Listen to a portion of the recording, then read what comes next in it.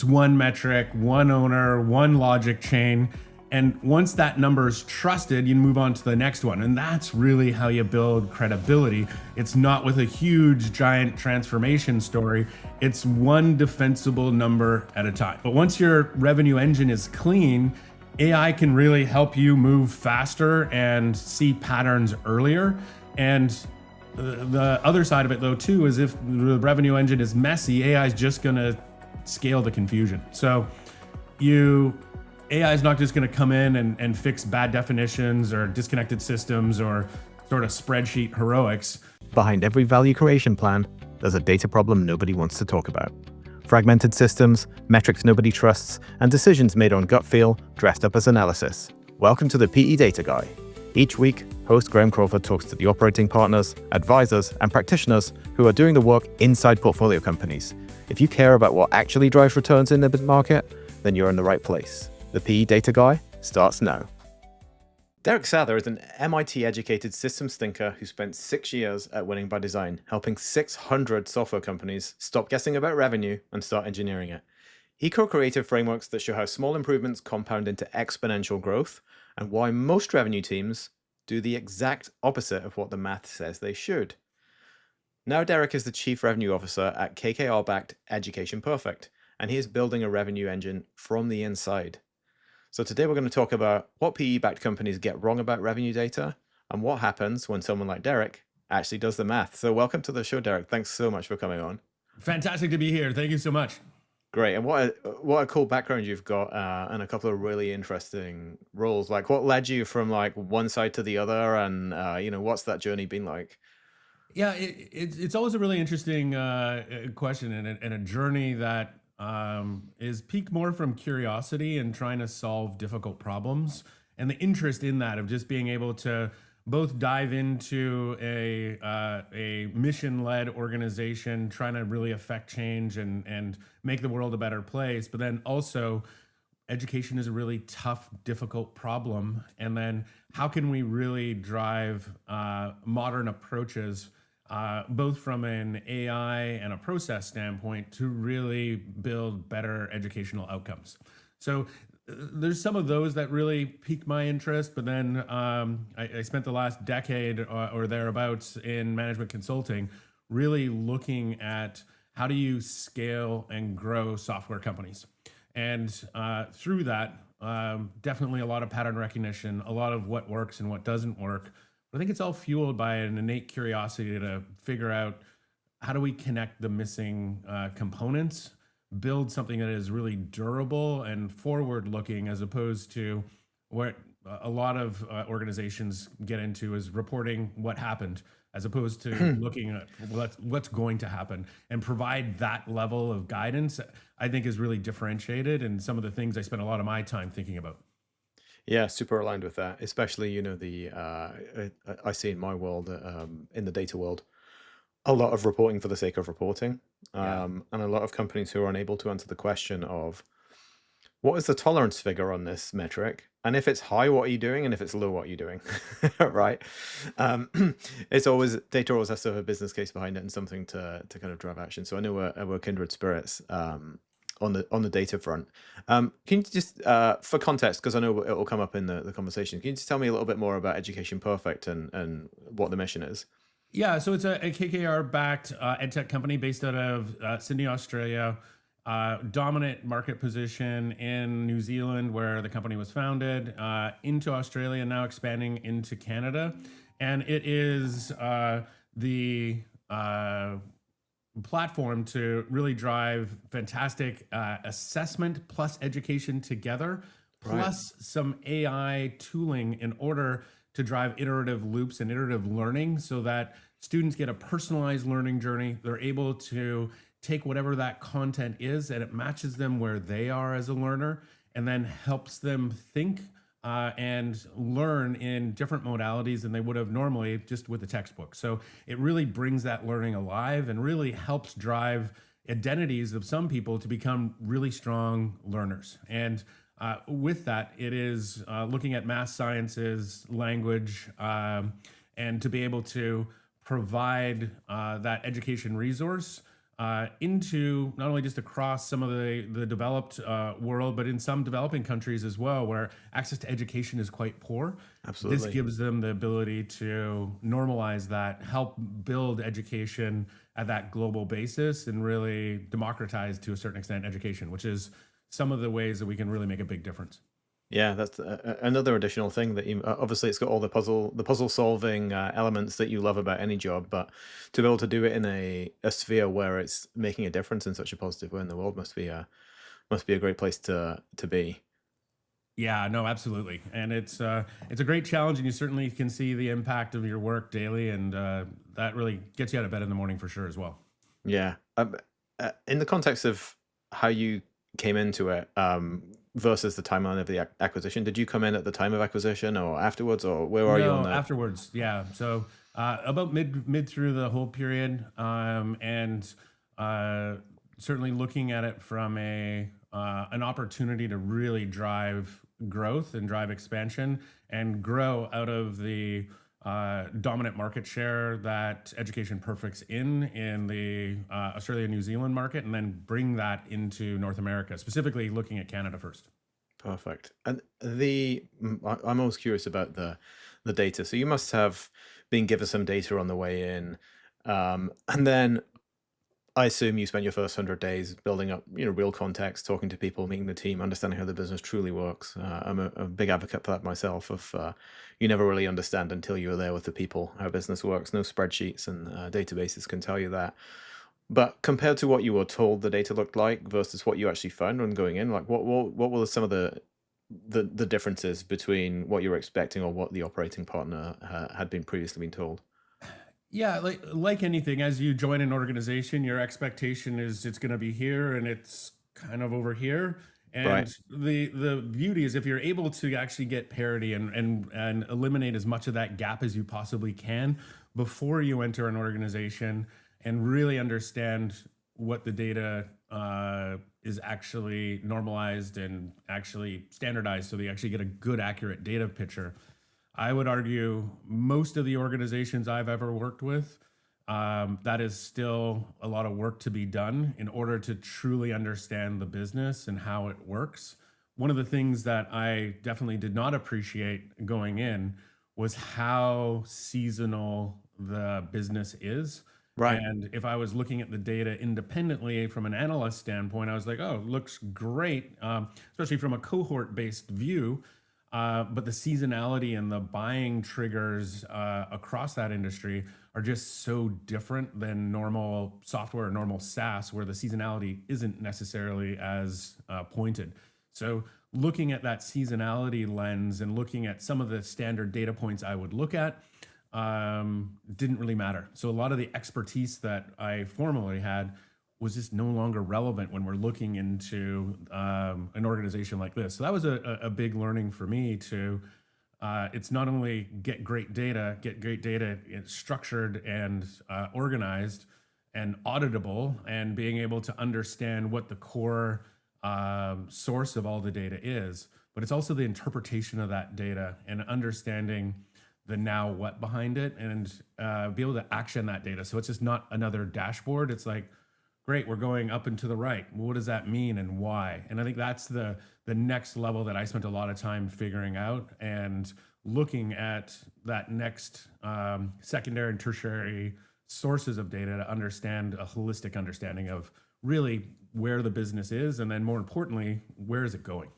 Yeah. I mean, we talked already about data should drive action and good, good dashboards and good metrics that drive action if they're up or down. The seasonality is the example that you pulled out of something that was a new thing going in versus once you were in there. Seasonality, I presume to some extent, it affects the sales strategy that you would use and go to market.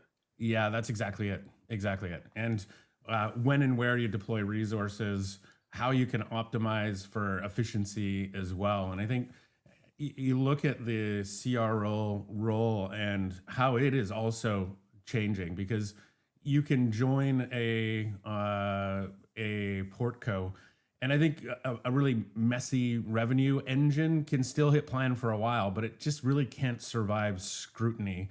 and that's really where value leaks. And I think as you're looking at that next iteration of what a CRO does, it's really moving from that old CRO of a pipeline manager.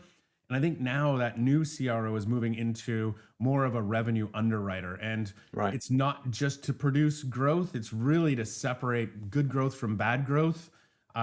Look at the idea of once this transaction closes, can this revenue close at the at top pricing and valuation? What can we implement? What can we review? What can we expand? And is there other things that are going on there too? Like, are we pulling demand forward? Are we masking churn? Are we creating problems for the next owner? Yeah. And thinking about all of those, and I think this now just becomes a different standard of what CROs are really driving to build value creation and value capture. Yeah, that makes sense. And the and people are always striving to do it, right? And I think many of the different episodes of Data Chaos that I've walked into, almost none of them are due to bad actors or people acting irrationally. Like, people respond Yes. to the way that they're being measured and what they're being asked for. In marketing in particular, and I know I spent a bunch of my career in running MarTech stacks, driving a lot of digital advertising. One of the issues that you have as a chief revenue officer that I don't envy you for is sifting through here's all the money we spent on all these different channels, all these different go-to-market motions. How do you, coming in, midway through a whole period, how do you sift through that to begin to understand what's working versus what isn't working in what I know as a data insider is never going to be perfect data. Web analytics data is imperfect, Google Analytics is imperfect, ad platform reporting is imperfect. Like, how do you go about sifting through that to understand what's working?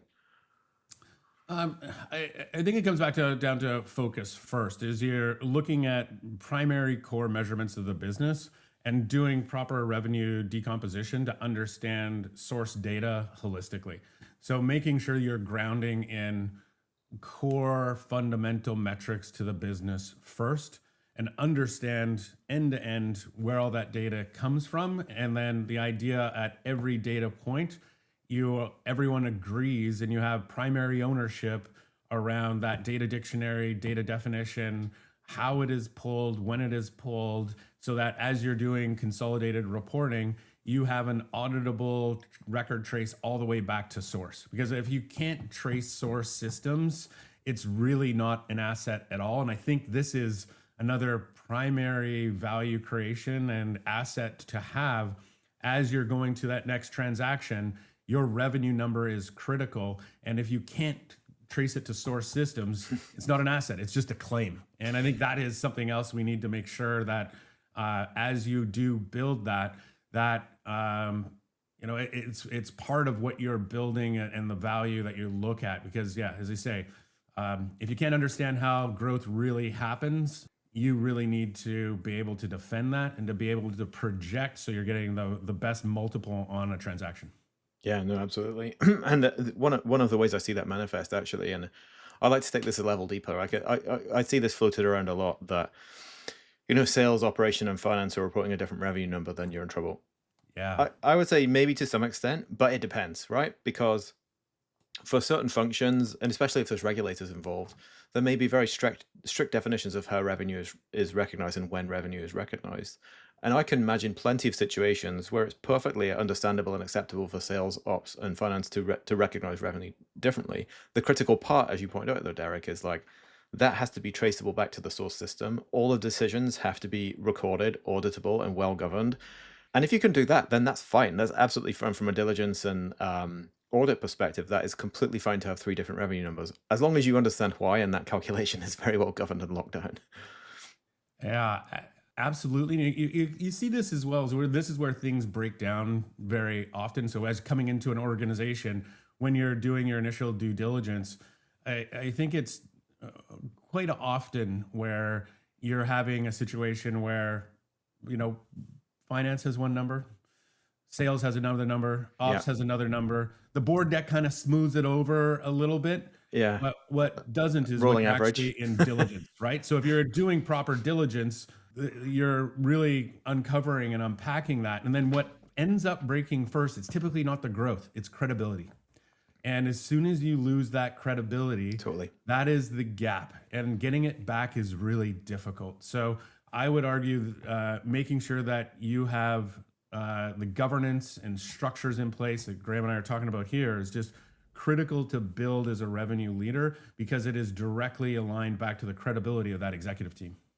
Yeah, 100%. And that's the price. And the way I've seen and heard it go down in deals, which again, I don't think a lot of, I often talk to founders about this because I don't think they necessarily realize, but I share the insights from my work that if you're in this potential acquisition situation and you get that trust breaking revenue mismatch because your data systems are a bit misaligned, what doesn't happen, and this is like many founders, maybe with some optimism, think that it would be like, okay, you've got a few months, go away and fix it, and then come back and we'll run this again.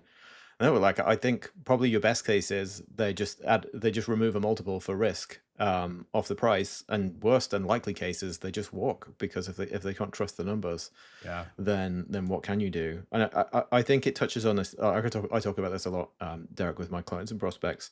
This concept of and I'm trying to make this term fly, investor grade reporting, right? And there's a difference between investor grade reporting and management grade reporting.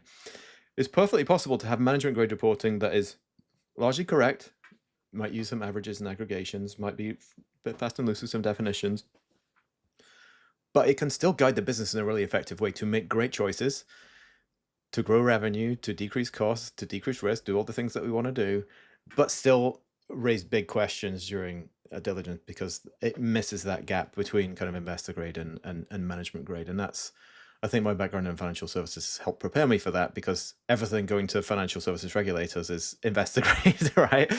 Yeah. Down to the cent and penny. And during my time at Capital One, it was obvious to me that like people's bank account balances can't be off by a couple of cents here and there. Like you're running into large reg fines as soon as you get anything close to that territory, and rightly so, right?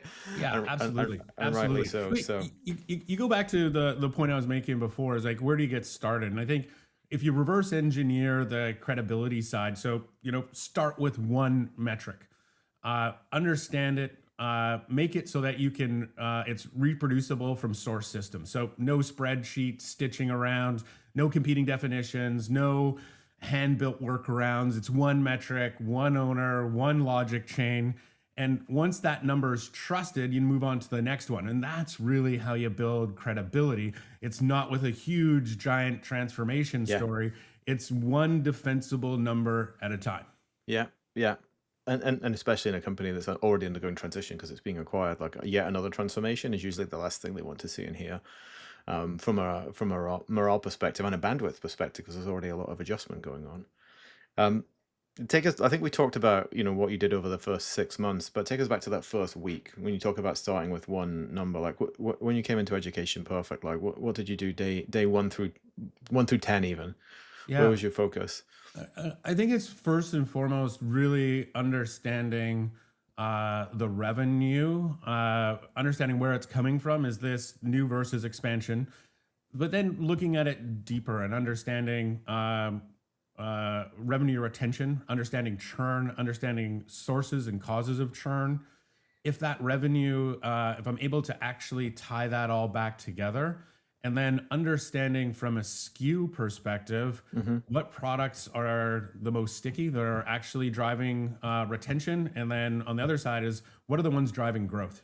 And then what are some of the new products and features that we're bringing to market that will dramatically change that historical trajectory? And that's really some of the bets that we're making from a growth thesis standpoint and investment to look at. As an example, do we build senior math for New South Wales? What is that going to look like? Why do we do it? And look at it from a numbers-based perspective.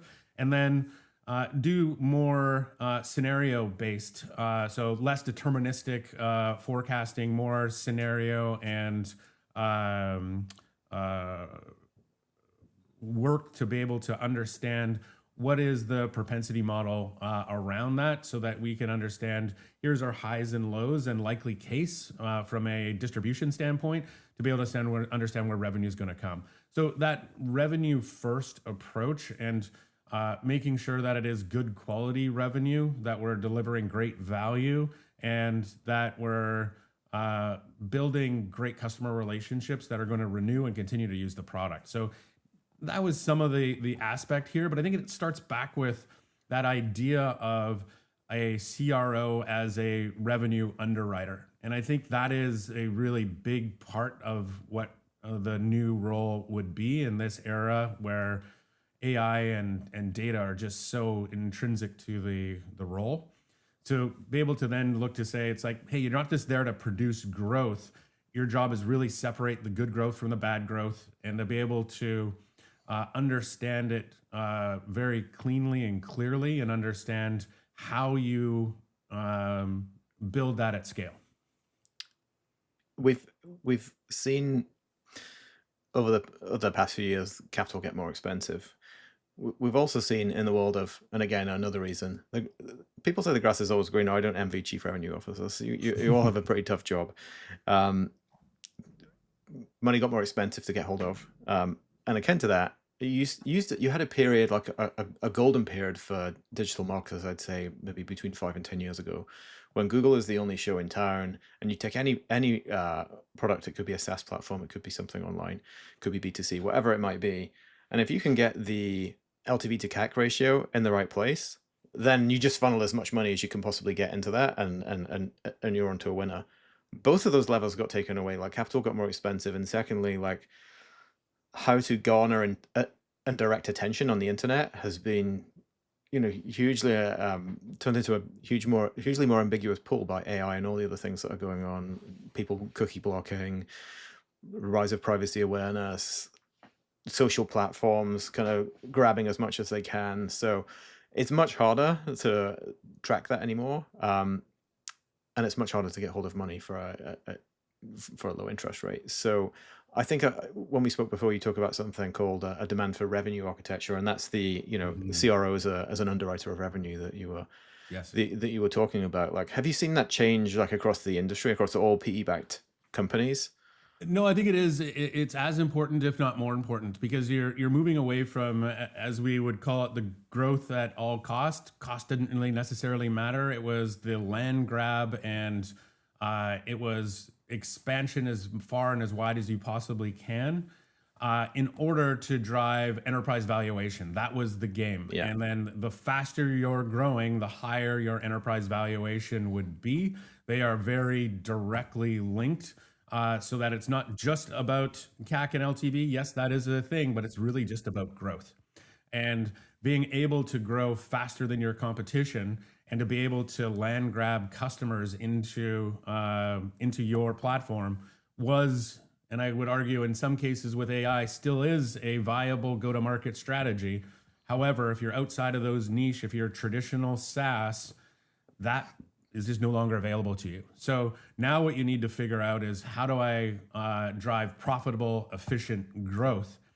And that all comes back down to narrowing your ICP, understanding exactly what your perfect customer is, delivering to them fantastic value, and getting to a point where you're driving recurring revenue equaling recurring impact. So it's the impact that really matters. And if you're driving impact to a customer's business, you're able to drive that recurring revenue long term.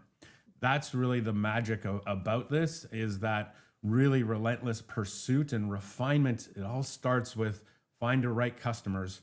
Don't try to grow too fast, because as soon as you start to grow too fast, your ICP definition starts to drift, and you're now selling to slightly less than ideal customers, with slightly more edge cases that you need to deal with from a product and onboarding and customer experience. And they unfortunately churn at a higher rate. Absolutely. They're harder to acquire. And then all of your unit metrics start to fall, and you're now no longer profitable, efficient growth. It's just growth, and it's not really that profitable, and it creates a lot of noise and chaos into the organization, because you're having to deal with things that are outside of the norm of the happy path, if you will, for how you are not only just selling, but implementing and driving to that impact. Yeah, I feel lucky to have started a business post that era, right? Because that's always been front of mind for me. It's prevented that, because the other thing that comes along with ICP dilution and quick scale is the quality of delivery decreases as well if you scale too fast. So the combination of ICP dilution and erosion of quality can be the death knell for any company. So it's certainly, it's one that I watch carefully. I was thinking back to the poster child example of the way the world used to be, and that was Uber, right? That I think turned its first profit in 2023 after 15 years of making a loss, despite amassing huge enterprise value along the way. So it would be tricky to start something along that model again. I would think, and I've spent time with other founders quite regularly. One of the things I've found, and stats I've seen reported, is a number of bootstrapped companies. So AI is driving a boom in entrepreneurship to start with, but it's also driving a boom in bootstrap companies, because people have realized you can't afford to start a company that's making a loss. Like, it has to be profitable and repeatable as early as possible if it's going to successfully run through the gauntlet that we both run through of like building up and creating a successful business and a brand that sticks. Yeah, and I think if you also just look at like software development is going to get to a point where it is continuing to race to free. Yes. And that is going to be really interesting as you're starting to think about, as you say, find and develop new company. You now no longer have to spend that engineering and development time to get to a product that you could actually sell. And then once you're actually able to bring on initial teams, you're able to build like the 10x, the 50x, the 100x engineer, where you're able to move so much faster. And then the barrier to really enter is now it's the human mind. It's the creativity to be able to build really amazing solutions for problems that you might not have done before, because the development cost and the resources would be cost prohibitive. Well, now you can do that off the side of your desk and produce something that's like an MVP maybe in a few weeks, where you couldn't do that before. Now, moving that into the enterprise, moving that into production is going to be that next level, but it's probably enough to get you funded, to get some initial customers on using it. That will start the snowball to that enterprise proof and enterprise grade software. It's absolutely true. The cost of execution is falling every day. What it's doing is adding a premium on other things. As you say, trust, credibility, brand, like those things become more important rather than less important. Distribution as well, in terms of having an audience. I make no secret of the fact there's a reason I have a podcast. Like, personal brand and audience distribution, whatever business you're in, I think are going to become more and more critical. The more we get spread across different platforms, and the more alongside the cost of execution dripping. Like, my experience, absolutely, and I've been involved in a few technology projects over the last year with various clients, is yes, you can get it 50% of the way now. That last 50% still requires good software engineers, integration, software architecture, all of that good stuff. But for how long, right? Yeah, For how exactly. long? Like, I've seen It's different amazing what answers you on can that. build right now on your desk. Where a great example is working with a legacy software vendor that have been around for 30 years, and they don't have an API for product usage. And we're like, okay, why? And you have the data, let's just build one. And literally, we were able to vibe code that with the right harness and the right structure and all the right engineering principles baked in. But we're able to do that in a week, Yeah. where it would have taken time off engineering in order to do it. Now we can actually just prove it and get to, like, yeah, we can actually get that data and now actually get that initiative funded so that we can actually see customer health, product usage, tie that to renewal and pricing propensity from an upgrade standpoint. And I'm sure create a pretty comprehensive set of API documentation, which was always hard to come by before as well. Yeah, And that's now a exactly. lot more Right. Yeah, straightforward exactly. a lot more straightforward to do. Going back to software companies and the time you spent before education, perfect. What sort of things are, if a software company is heading towards an exit, what sort of things are buyers looking for that founders might not be expecting them to look for? Yeah, I think if you go back to some of the core fundamentals, it's one of the biggest things that you can deliver as a revenue leader is predictability. So if you're able to look forward as opposed to backward, that's where the real magic comes from. And getting to an idea where you're hitting with uh, very predictive models and getting within a few percent would be ideal. Uh, if you're able to pull that into early stage companies where there is larger variance, your job is trying to remove as much variance as you possibly can in order to drive that predictability. Well, to do that as well, then you have to have really predictable systems and process. And I think that's what really is at the underpinning of a lot of poor data. It actually is, how are you running the organization? What's the process? And then what is the data that process is generating? And is it connected end to end across the entire enterprise? So it is additive. It is part of a system. It is not just a single data point that stands alone. So building all of that together is actually how you drive predictability. So it's not just a data issue. It's actually, if you continue to go back, it starts with process, and it starts with understanding, in this case, customer journey. What is every single touch point that you have with a customer? What are all the jobs to be done? And on that, what is the data that gets generated for each of those to understand progression or decline across that entire journey?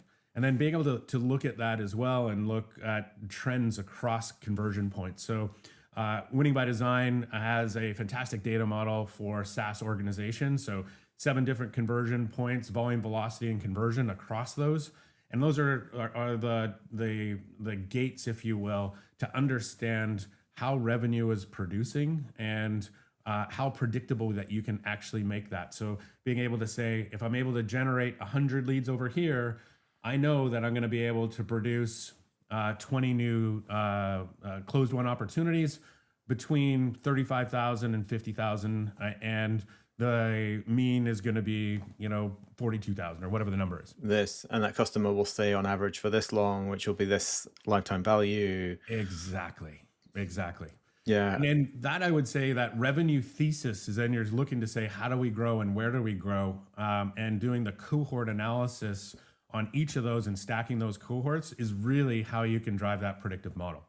And building that thesis from a funding, extra new products, et cetera, is, I would say, one of the things that is just so important as you're moving towards an exit, because what you're able to do is look into the future and look significantly more around the growth that's going to happen and being able to price on that as opposed to trailing revenue, because you're going to get so much more from a multiples perspective. And that's how you can drive really significant growth from a transaction.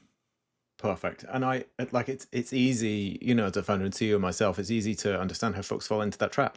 The adrenaline burst of excitement when you get a new client, right? It's a new customer on board. It's easy to see why people would be drawn to optimizing for that and focusing on that and not what's beyond. And the other thing as well, I kind of spoken to a few founders who are, I would say, perhaps overly obsessed with getting an exit and as a badge of honor, right? The idea with which I try and build my business is I want to build a business that I don't want to sell, right? Yeah. And that's a business that I can lead, that I can create in the scope of the vision that I want, that is profitable for the people who work there, valuable for the customers who use the service, and produces profit at the end of the day.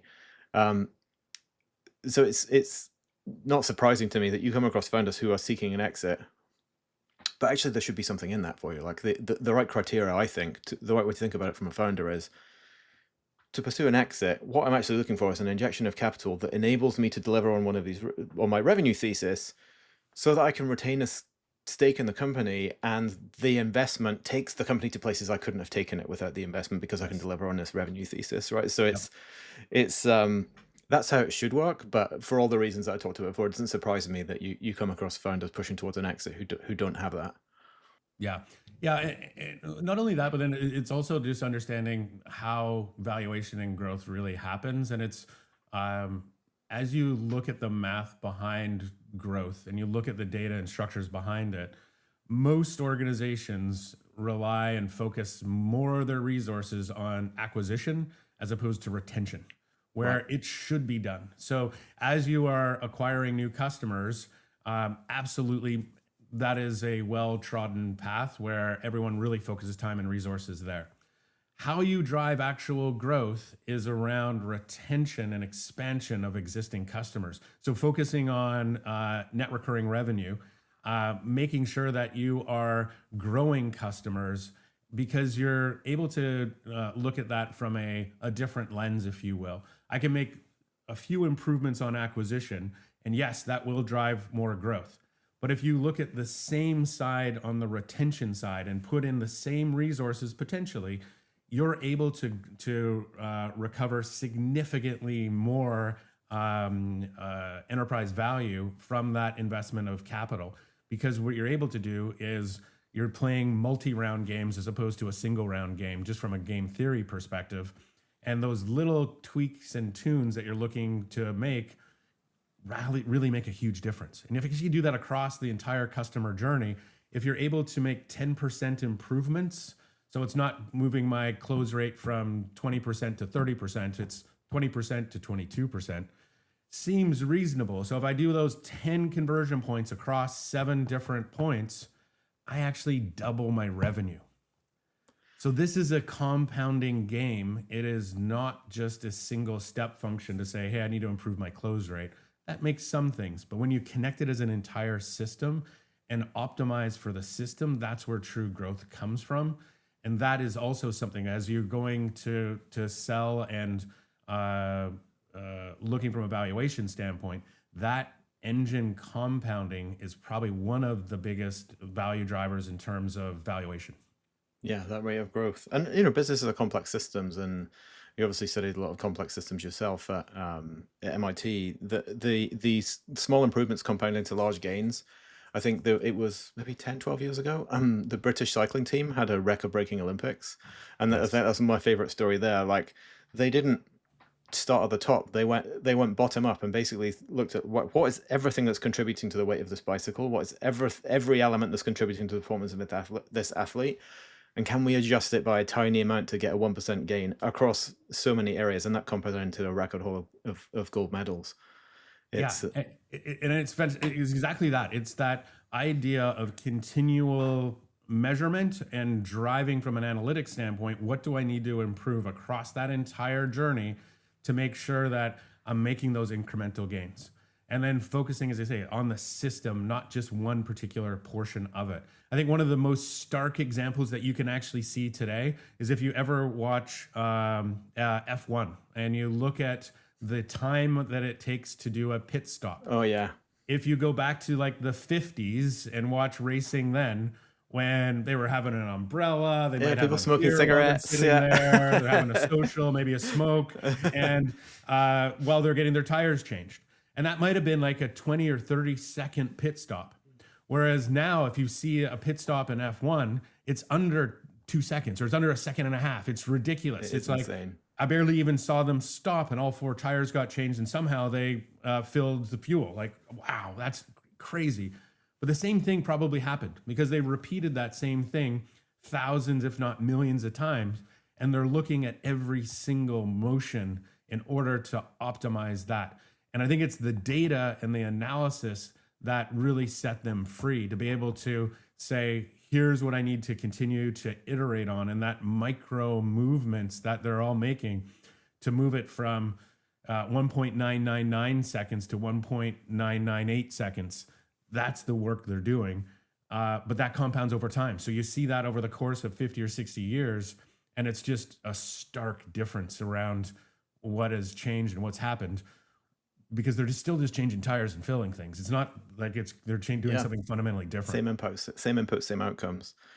I think I've got time for one last question for you. And I've seen a lot of coverage out there, and I think some of it driven by the Bain report this year of like the old playbook isn't working, right? In private equity, and those with a kind of more rudimentary view of what PE does would say the traditional playbook in your kind of area would be cut costs, hire more salespeople, raise the price.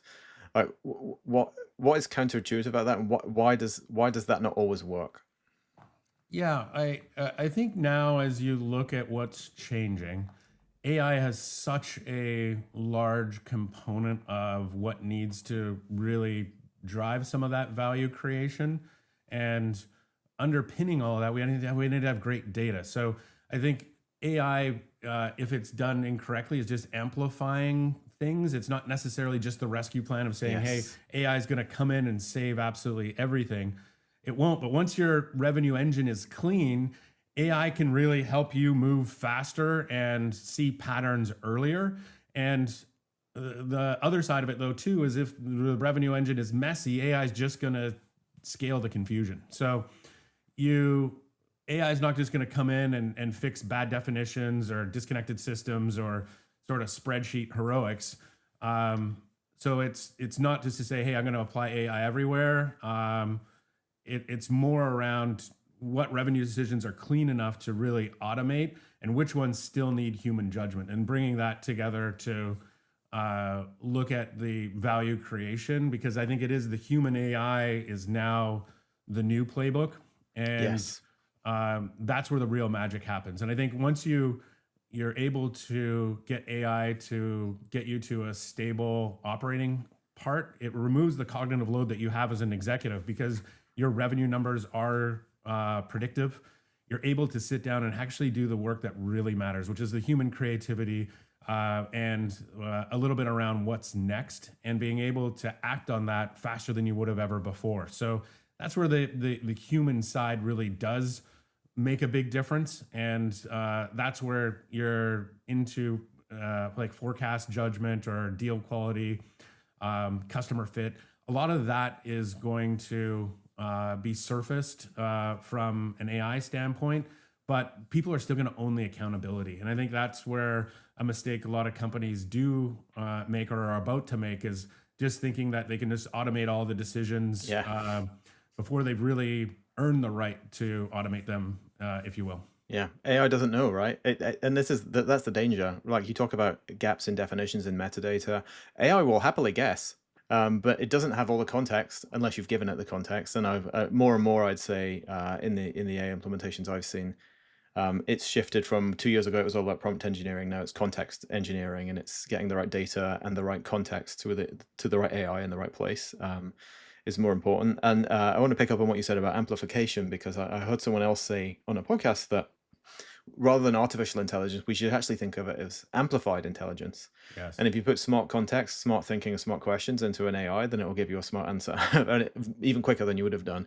But if you put bad data, silly questions, and a lack of understanding, it's just going to blow that out of proportion into something much worse. So yeah, wonderful note to end on, and certainly preaching to the choir here in terms of the value of that high quality data foundation that's well understood, well governed, and and well controlled across the whole company, before we start treading into those waters in any sort of ambitious agenda. Yeah, I was saying one of the best key takeaways here is you're looking at an organization here is it's not just revenue growth, it's revenue quality. And I think that revenue quality is part of the asset that you're building in a PE environment. And that's what's going to drive significant valuation for sure. Absolutely. So, Derek, for folks listening who want to hear or see more from you, whereabouts should they go to find you online? Yeah, absolutely. Find me on LinkedIn. That's the best place. So Derek Sather on LinkedIn. Happy to have continuing conversations there, and yeah, look forward to it. Great. Thanks so much for coming on. It was fantastic having you, Derek. Excellent. Thank you so much, Graham. Okay, take care. Thanks for listening to the PE Data Guy, the place where private equity meets data. Please forward this episode to your favorite private equity friend. Thanks for listening. See you next time.